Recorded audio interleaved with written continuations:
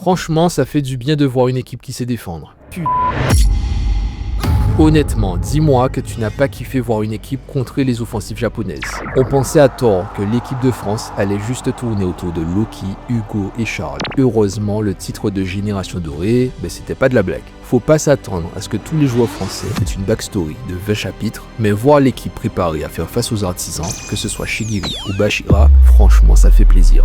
Marquage individuel, ça fait plaisir. Et le tout juste avec de la méthode et de la logique. Ça me rappelle tellement le match contre les U20. Si tu me dis que tu ne kiffes pas voir d'autres postes qui défendent en dehors des attaquants, tu mens. On retrouve enfin ce sentiment d'urgence où les égoïstes du Japon tombent sur des counters parfaits. Même Loki s'est mis à bouger pour faire face à Rin, celui qui l'avait hypé pendant la finale de la NEL. Le premier duel entre les génies commence. Bon, j'espère juste que l'auteur ne va pas nous sortir d'emblée un Rin Destroyer qui se fait stopper net par Loki. Un Rin Beast Mode à la rigueur, ça passerait. Et n'oublie pas mes prévisions. De la même manière qu'Hugo fait son discours à Izagi, je vois bien Loki faire la même chose avec Rin. Imagine Loki lui demander calmement: t'es vraiment satisfait de voir Izagi prendre le commandement de l'équipe ?